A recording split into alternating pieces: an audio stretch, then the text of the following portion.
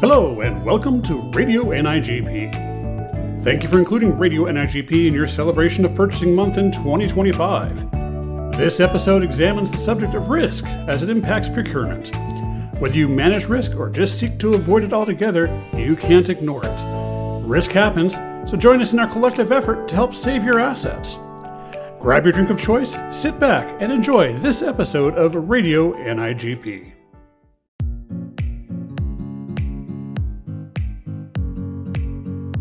Good morning, everyone. This is Hot Topics, and today we're going to talk about really risk and what it means in our procurement lives, and what we should be, just the basic risks that we should be looking at. And one thing I want to mention before we started on this is one of our good friends and one of the greatest instructors of all, Barb Johnson, mentioned a risk registry that they used in some contracts, which basically just writes down these 6 basic risks and looks at the contract that they're talking about and what are the potentials for problems, what risks are there, and kind of who's responsible. And just the idea of thinking about the risks at the beginning of a contract, or actually when you're doing the RFP or solicitation, that's when you need to start thinking about risks. And if you can write them down and have someone responsible, then basically somebody's going to be watching it, even on the minor risks. At least if you check them off in your head as you're going through it, what are our risks in this case? So anyway, Charlie, Kevin, why don't you go ahead and get us started on a couple of the risks that you know of? Yeah, so so a couple of those risks. I think there's it's important to think about the proposal risk, or I just mentioned the 2 risks that I'm going to take on: the proposal risk and then the surety and liability risk. In terms of the proposal risk, there's 2 areas that I think it's important to consider. One is making sure that we have a clearly defined requirement and scopes. And so what does that mean? It means that for me, when I was a specialist, I'm reviewing the requirements in the scope to ensure that, from a layman's perspective, to ensure that it makes sense to me.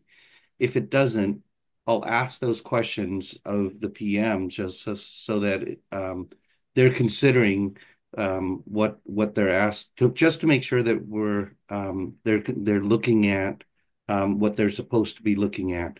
But before we do that, though, we have to be mindful not to challenge or make the PM feel like they're being challenged in their work product.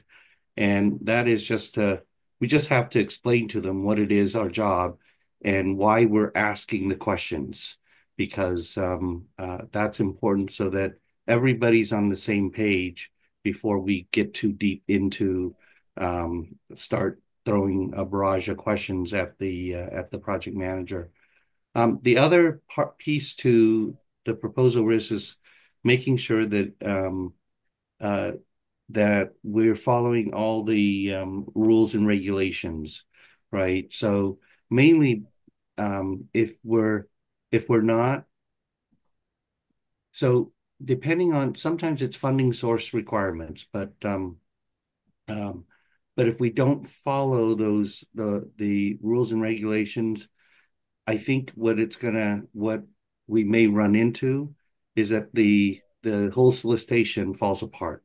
We might have to redo it, right? Because could be 6 months that has wasted just because we forgot a clause, or we forgot to include, or federalizing the solicitation so that we can actually spend federal money.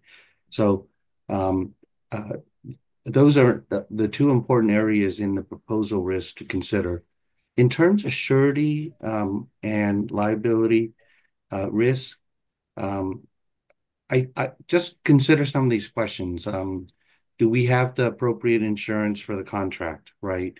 So, for example, if we're contracting for certain contracts that may require honesty, right? Most people don't realize that there's this uh,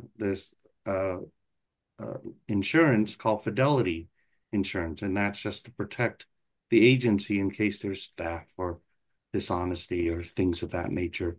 Because the last thing you want to do, parking meters, you don't think parking meter collection is a big deal because it doesn't seem like it's a lot of money, but for some agencies that could mean millions of dollars, right? So, so at least in the old days when it was coin fed or dollar fed, that was a huge deal. What about bonds? Do we have the correct bond, right? The bond, such as performance or payment or bid bond, there's differences between each one of them, right? And so understanding which one do you need is important. The other piece to the liability risk is indemnification. So making sure that the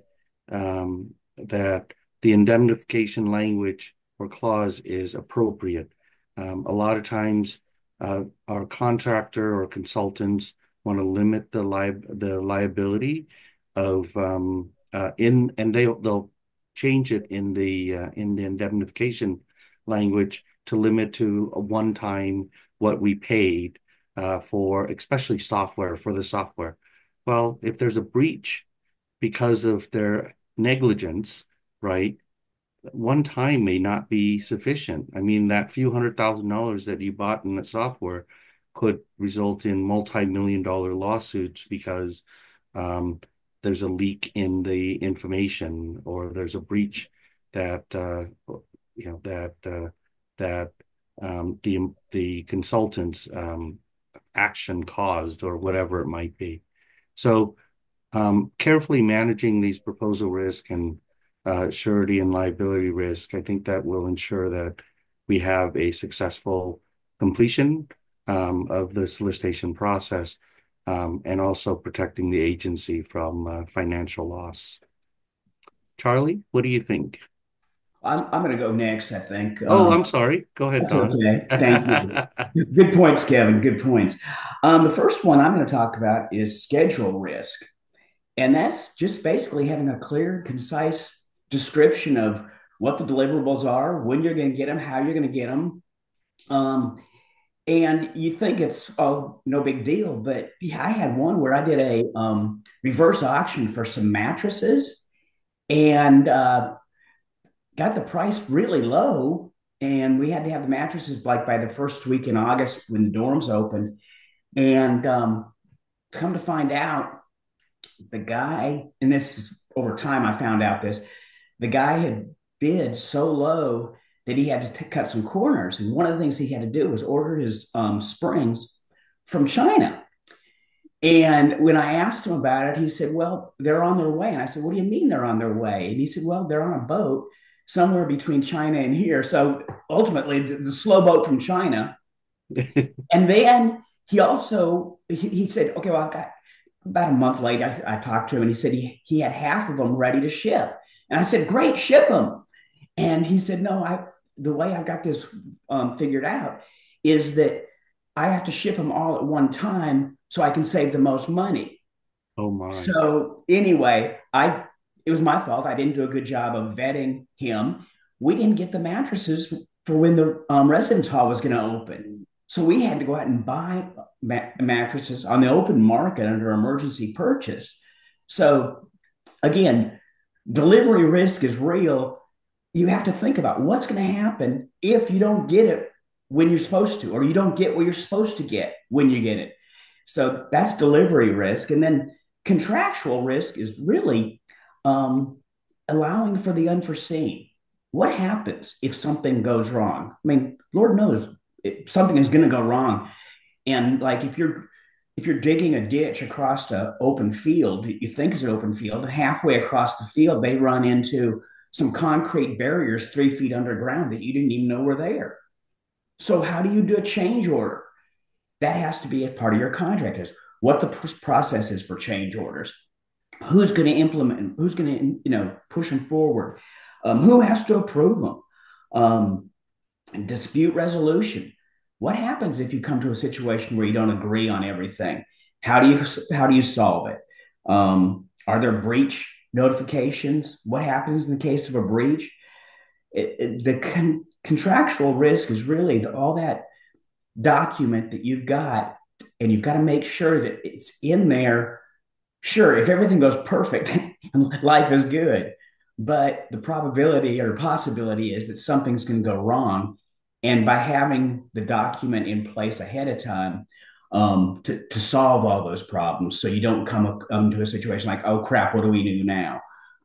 Just having a price adjustment clause in your contract, knowing that going into it, the vendors, the suppliers can provide a fair and reasonable price. They don't have to worry about things like inflation and tariffs. Not that anybody's thinking about those kind of things, but stuff happens. I guess that's what contractual risk is really all about.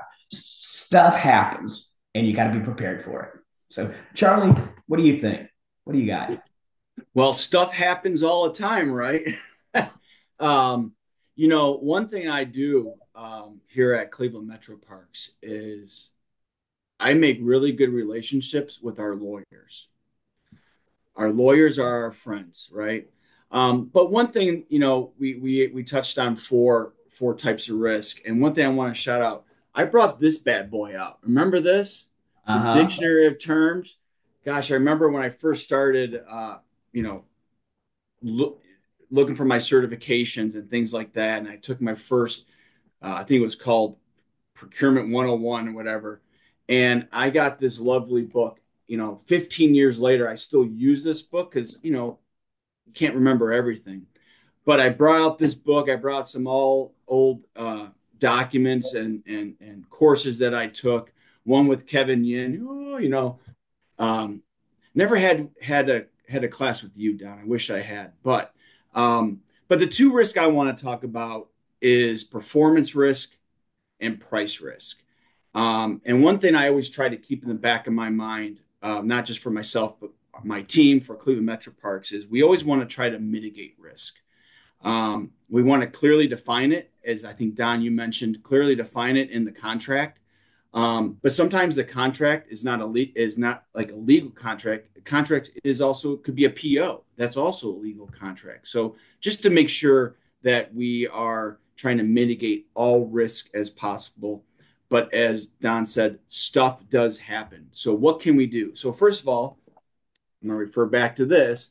I looked up the definition of performance risk. And it defines the conditions of which acceptance will occur, and basically what is acceptable and what inspection is required. So one of the things we try to do is we work with our good lawyer friends, or if it's on the back of our purchase order, is we want to make sure, what happens for performance risk. What if there's a supply chain issue, as Don was mentioning with the mattresses? Or what if you do business with an unreliable supplier or a poor supplier? Or what if there's inconsistencies? Or what if they fail to meet deadlines, right, Don? Like you had to have these mattresses by a certain point, but they weren't going to ship them.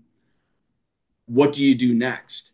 Or what if the supplier has a lack of compliance? You just got to make sure those are all detailed out in your legal contract and or your purchase order, just to try to mitigate those risks. The other one is price risk. And price risk is defined in our good dictionary of terms as the payment term, or how the vendor or the contract will be paid. Are there prepayments? Are there progress payments? Is there a final payment? One thing I think of those three I just talked about is with construction. Here at Cleveland Metro Parks, we do use progress payments a lot. We set up based on, after we do some inspections and things like that, our engineering team, they will go out and do and inspect and make sure, are they 25% through the contract? If they are, they submit their documentation. We pay them for 25%. So we use progress payments a lot here at the park, and we do that just because we don't want to have a change order, or maybe there is, but maybe we try to reduce those amount of change orders. But it's very important just to make sure those are documented, right? And it's in the contract. But think about commodities. What's the price risk for commodities? Well, we just said it, tariffs. What if there's fuel increases, transportation costs, tariffs? We said tariffs already. Increase in material costs. What if, Don, you're talking about those mattresses. What if those springs during, they're making them, and the cost of the steel goes up? What do we do? So as long as things are defined, right, and long as we just lost Kevin. We just lost Kevin. Kevin got so tired of hearing me talk, and he says, I'm out of here. Well, I think he's trying to get back in, but for the folks out there, we touched on 6 key points of risk. When in doubt, talk to your attorneys, talk to your colleagues to try to mitigate. What can we do to help mitigate all those risks? Hopefully you got something out of this. And last but not least, we are here to help. We're all one team, and this is Radio NIGP.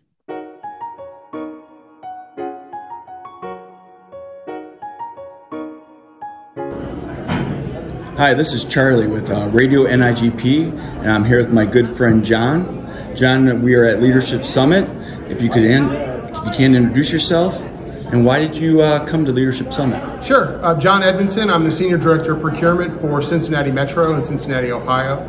I recently got elected to Vice President of the Central Ohio Organization of Public Purchasers in Columbus, Ohio. That's one of our 2 chapters in the state of Ohio. And Chapter Academy was the logical next step for me here at Leadership Summit so that I can gain insights and gain some ideas into how to better improve the chapter function and how to engage members better, and just to bring about a brand new set of energy and a new vision into the chapter.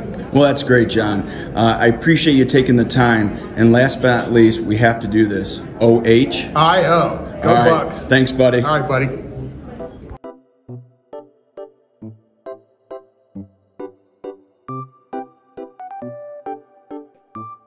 Hello and welcome to Radio NIGP.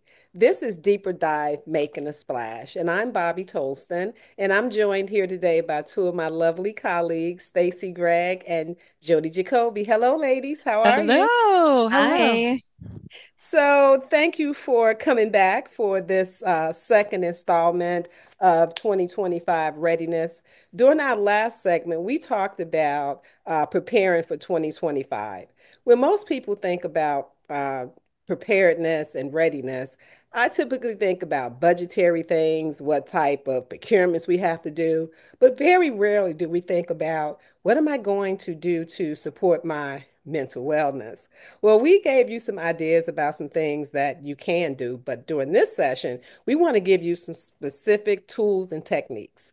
So I'd like to start with some of the things that I do for my own personal mental wellness. I journal, and I found that I journal more now than I did even 3 months ago. When I have thoughts that are floating around in my head, I found that writing them down and putting it on paper just helps to get it outside of my head. And I typically will refer back to it a week or a couple of weeks later just to see what was I thinking about then, and what did I do with that information. So do you ladies journal? Yes, I'm a regular journaler. And when you journal, how does that improve your mental wellness? It helps me really become a witness to what I'm writing and not be so actively engaged. There's so much power in writing it down and getting out of your head. And Bobby, as you really represented, writing it down also gives you an opportunity to reflect and recognize that on the bad days, it is bad and you're feeling it and you're thinking about it, but also the beauty of impermanence, being able to move through it reset, restart, maybe change a few things just to be a little bit more mentally sharp. And for me, I journal very regularly. I meditate in the morning and at night for 5 minutes. Okay. Um, I practice yoga 6 days a week, usually seven if I can. But I've been trying to leave my desk. I'm in the office about 4 days a week at different locations.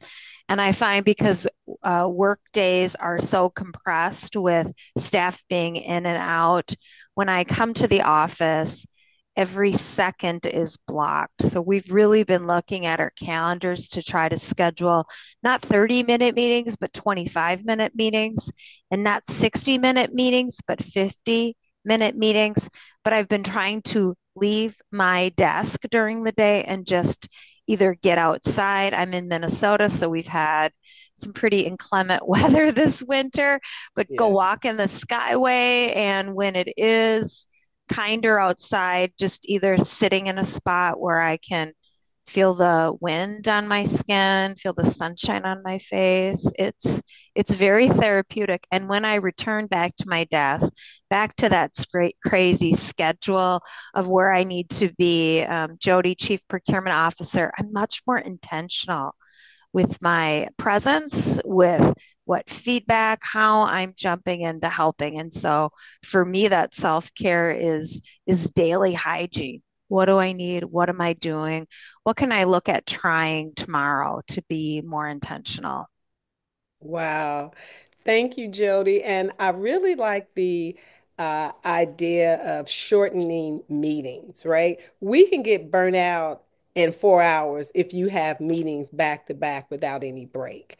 And one of the things that I would like to offer to folks is that put that block in there and do not allow anyone to move that block, right? That block is your boundary. That's your opportunity to decompress, to compose yourself, to really get outside of your head, right? Sometimes you're thinking about the next meeting while you're in this meeting, right? So just give yourself an opportunity to, that felt good, just to breathe. Stacy, what do you do? So I want to say that I love that what you said, Jody, about those meetings too. And it really is a respect of time. I am that person who hates to be in meetings. So to hear somebody say, okay, it's important to have meetings, but let's figure out how to make the very best of it. I don't mind it if we're walking in and everything, we're taking care of business, but I don't like to Mhm. meet to just meet. And so that you're saying, let's just go ahead and figure out how to be more efficient and how to shrink it to me is a wonderful thing. Something that I picked up during the pandemic, the University of South Carolina's health center, they had just started ramping up to get real big, and they had Mhm. a mental health coach down there who actually every day or maybe 2 or 3 days a week would get on Facebook and do wellness exercises or guided mindfulness. And Mhm. so I started watching her on Facebook. And since then, that is something that I actually do like around bedtime because I find that it does relax me very well to go to sleep. So that the mindfulness and also, that you can get like rain sounds, Yes. like you could turn that on. I Yes. love that for bedtime. I love that for Yes. bedtime to listen to a thunderstorm on YouTube. Those are my two big things.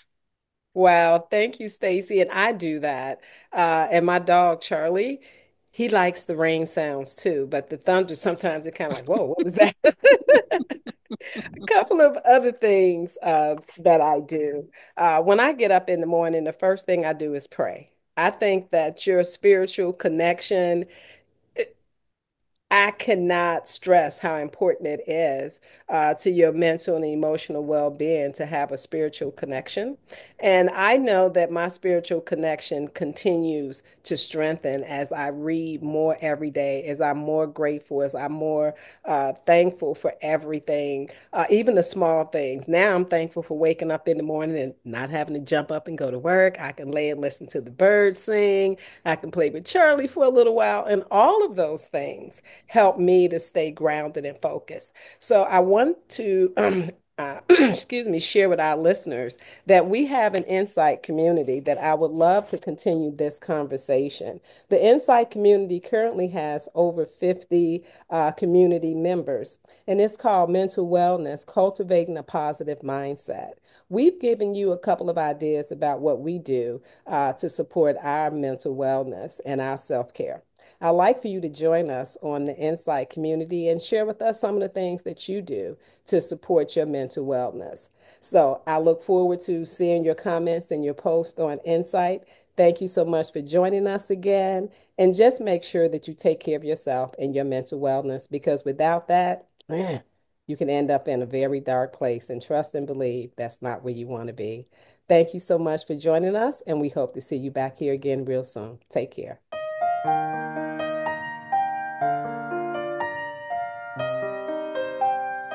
Hello, everyone. My name is Linda Allaire, and I am a staff member of Radio NIGP, but I'm also a longtime member of the Institute and one of its instructors. And I'd like to share with you a grim tale. No, not a fable, not a fairy tale, but a story about our very own Rick Grimm. I first really met Rick at Forum in 1998 in Phoenix, Arizona. I attended, as a representative of my local chapter, the Ontario Public Buyers Association. Yes, I am Canadian. So I'm going to come at this from Canadian perspective, let's say. Because at that forum, I advised Rick that a lot of our members were disappointed that the educational offering from NIGP was totally US-centric and not as relevant to them as they had hoped it would be. Now, these were people who had taken classes. They did get knowledge from the classes, but it didn't relate to Canadian legislation, Canadian practices that were unique in our jurisdictions. And they were wondering if that could be changed somehow. So be careful what you mention to Rick, because his first response to me was, we can certainly look into that. And by the way, would you be willing to help us look at it and fix it if it needs fixed? And I said yes, because in 1999 in Halifax, Nova Scotia, I attended NIGP's Train the Trainer program and became one of their instructors. Now, that original training program got outdated, as all training does.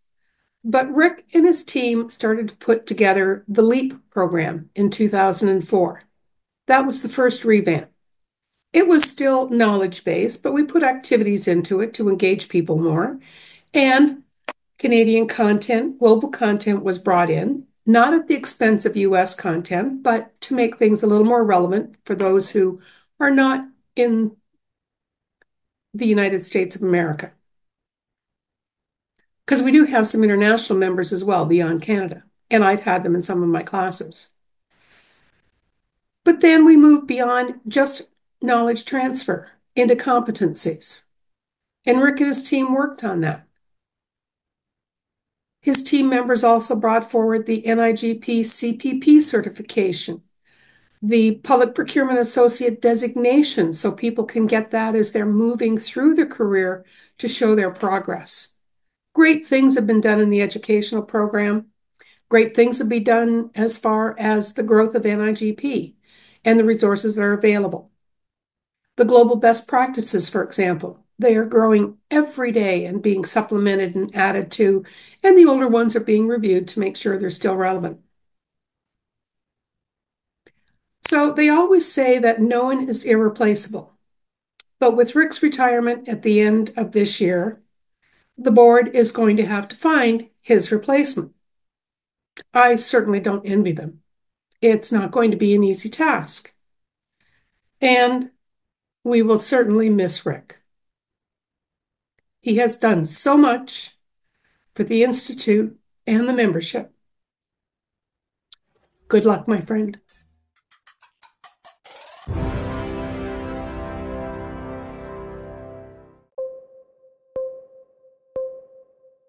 Hello, and welcome to Tech Talk.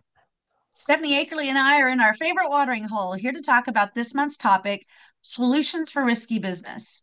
So, Stephanie, when I think about technology solutions for risky business, my first thoughts are antiviral or firewalls. So, what other technology could be a solution for risky business for a public entity? Well, Christy, you and I have talked about this so many times, but education for the end user is such a big deal. I know a lot of governmental entities have, for lack of a better word, like a knowledge check. They do training and then a knowledge check. That's very important because the end user is the first stop for most of the phishing and smishing that comes into the workplace. Also, it's really important when you're actually working on those contracts or working with the vendor, if you make it a requirement in your solicitation to have a SOC 2 Type 2, a FedRAMP, a state ramp, some kind of indication of where they are, with their cybersecurity maturity and that kind of thing, that you get that at a regular cadence. Getting it once is simply a snapshot in time. I mean, it's like a picture I took in third grade, right? Like I can show you me in third grade, but that doesn't tell you or show you who I am now. So that's very important to get that. And also just to understand the cadence of penetration testing and how often that's going to happen. That's so important to know how deep someone can get into your system. The result of the impact of most of the viruses that come into systems or Trojan horses is that they've been there for 45 days and they've gone undetected. So that pen testing is super important as well. Yeah, I think one of our locals, with us both being in the DC metro area, I think one of our local jurisdictions learned the hard way, Anne Arundel County. In fact, and it was funny because last week my county executive sent out a message, hey, you need to be aware. Don't click on links you don't know. Don't download stuff from attachments from people you don't know.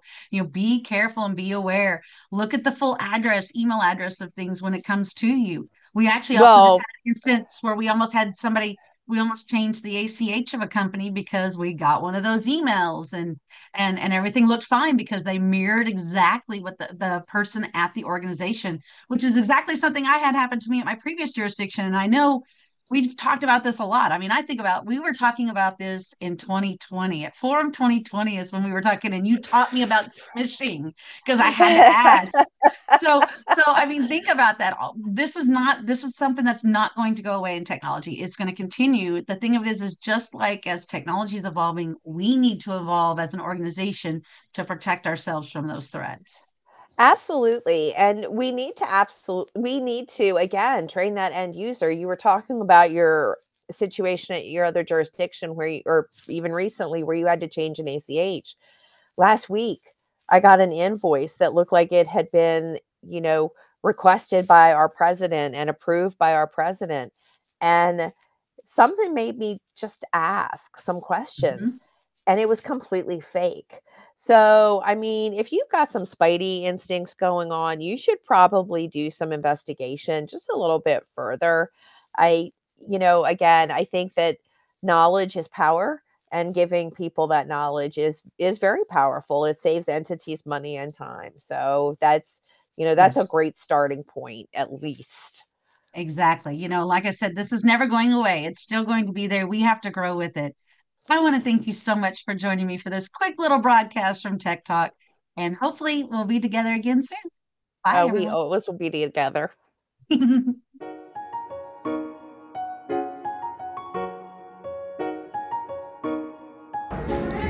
Hi, this is Charlie Rossel with Radio NIGP. I have my good friend Ryan Bunker. Ryan, thanks for coming to Leadership Academy, Leadership Summit this year. I just want to ask you, why did you come to Leadership Summit, and what did you get out of it? Came this year, recently was sworn in as Vice President, so I'll be VP for the next 2 years at Pano, and then President after that for 2, and then past President for subsequent 2, and really looking forward to have a drive to re-envision what Pano can be so that it is around for the generations of today and tomorrow. to educate the community and to really create a sense of community for our experts that are serving our public constituents that rely on the work that we do, which requires continuous expertise in networking. Out of this session, so many great ideas that we can take back to our chapter, really sort of setting ourselves up for a strong next couple of years, looking at everything, kind of starting from fresh and working on revitalizing our membership, growing our coalition, working with our sister chapter as well, and just trying to be more intentional with our programming and our outreach and the level of engagement we can get and give. Well, Ryan, you know, I've only known you for a few months now, but dude, you're awesome. I really appreciate you stepping up as our VP of Pano.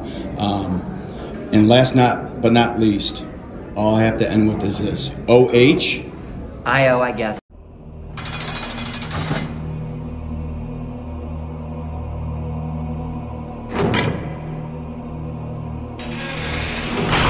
Greetings. Happy New Year. It's been so long since I've been here to record something. I've missed you and I hope you've missed me as well. So Merry Christmas, Happy New Year, Happy Procurement Month, whatever it is I've missed. If it's your birthday, happy that. I appreciate you. So this month we're talking about risks, right? In procurement. And one of the risks I think that sits in the forethought of procurement officers' mind is audit risks. So that's what I'm here today to talk to you about. There is a university near me, and because the word is still alleged, I'm not going to mention that university's name. They're not here in the state with me. They're in a different state, but they're close, right?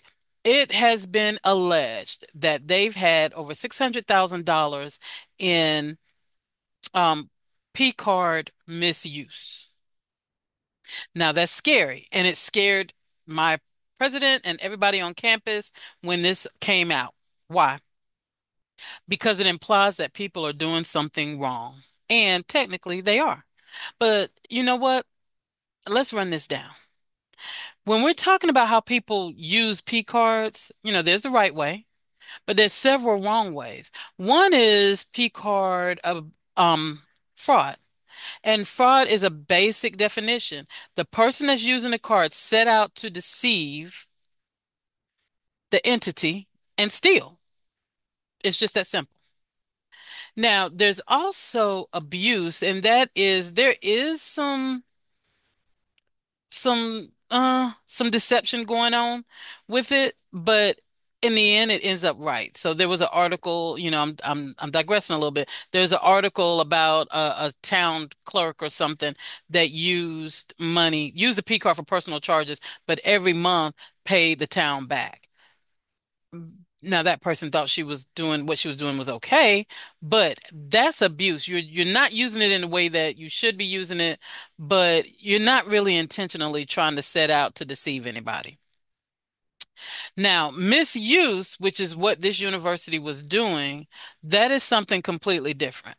Misuse is when you have a legitimate business purpose to use the card for something that you actually need. There is no waste tied to it. There's no abuse tied to it. It's just that your policies don't support it.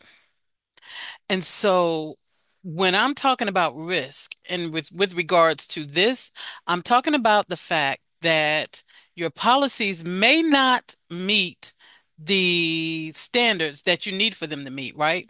So say for instance, okay, I work for higher ed. And with higher eds, we have a tendency to buy anything, right? We support students, so we have a tendency to buy any and everything. I can remember working for a place where, a P card was used in what's that store? The one of the negligee stores. In any case, the one with the angels on the runway. Okay, so that was a legitimate business use.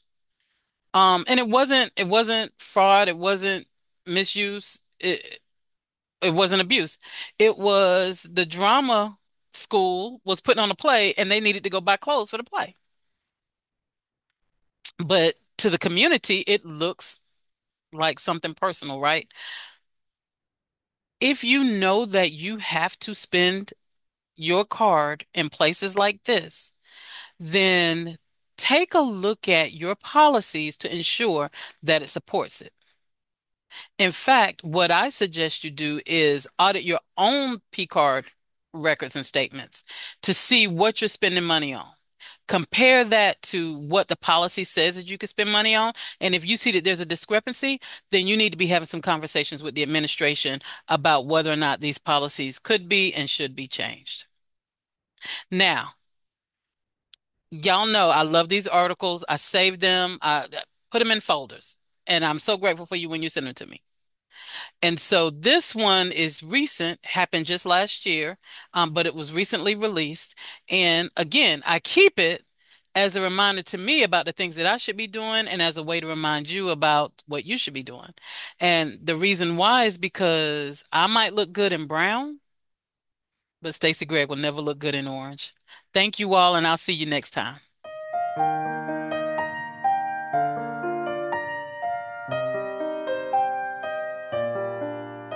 Hi, Rick. Well, the big day's finally arrived. Congratulations on your retirement. And thanks again for your support of public procurement, not only in North America, but across the globe. And especially, Rick, I'd like to thank you for your support of me personally and through NIGP as well. Kim and I wish you the very best in your retirement, in good health.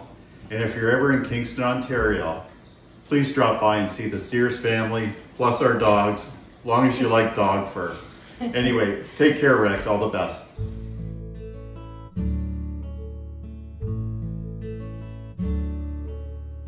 Hello, friends. It's been all about that risk in today's broadcast of Radio NIGP, and hopefully you've discovered ways to both classify and to manage your risk during various project types, whether construction, information technology, or anything in between.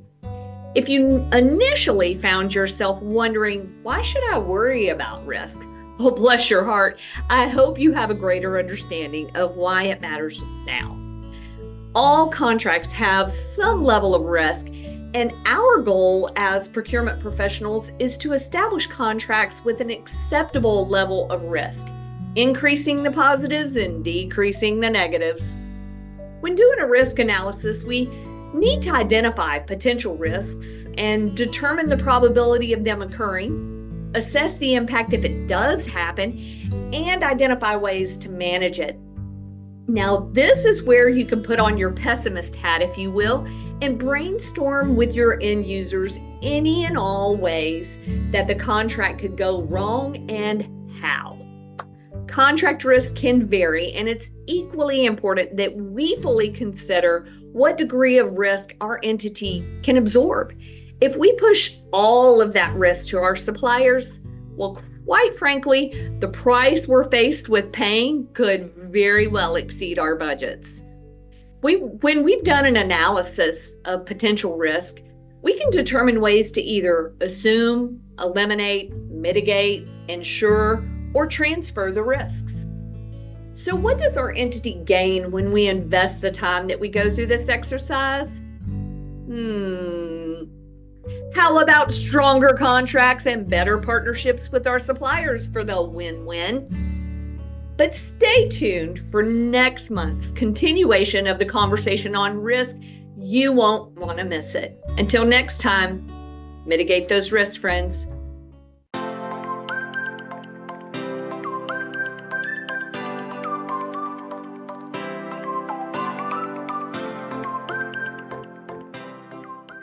Wow.